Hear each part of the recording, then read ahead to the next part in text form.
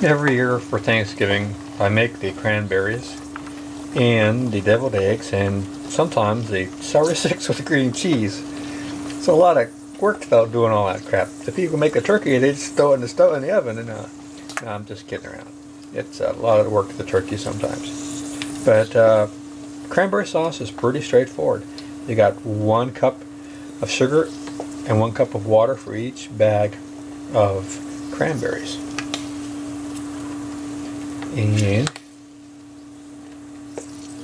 once the water boils and the sugar is dissolved, you throw in your cranberries, and once they start popping, well, actually once it starts foaming, then you turn the heat down and simmer, and then cook for 10 minutes, stir it occasionally. Sometimes I add a little bit of lemon juice or other flavorings, but I never notice a big difference in the flavor or the comments from the people eating it, so I just stick with the regular old-fashioned, just sugar and water. Can't get much simpler Thanksgiving addition to your meal is the old cranberry sauce. Cranberries are supposed to be super healthy, and I'm sure all that sugar combines with it and creates an effect to make it even more healthy.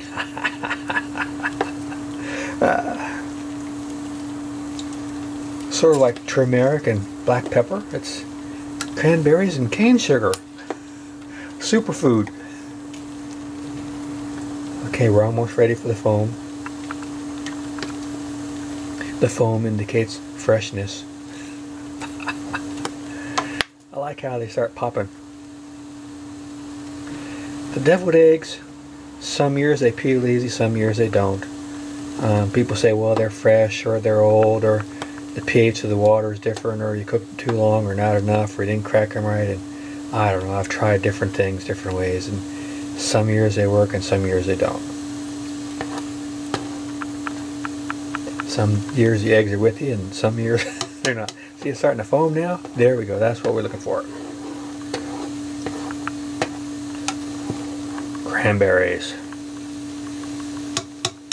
The stuff in the can isn't bad, but can't beat this. For years and years, evidently, in the elementary and junior and high school I went to, they had cranberries over at the teachers' part of the cafeteria in a big metal bowl.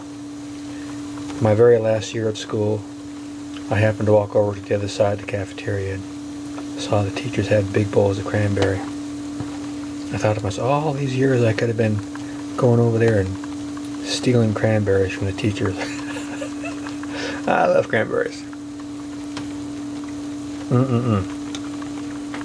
This is good sauce to put on ice cream and pies and all sorts of things. Of course, sometimes just in the middle of the day you want a nice dessert, put a spoonful in your mouth, and of course it'll corrode your teeth. It'll take the enamel straight off.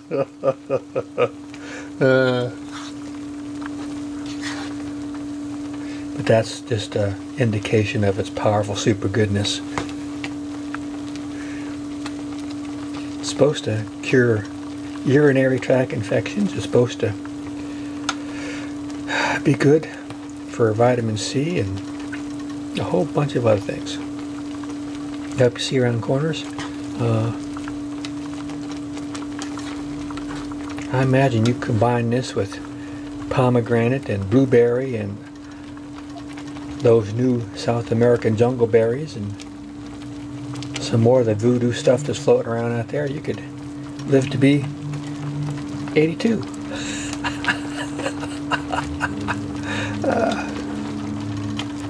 I forgot to see what time it was when this started.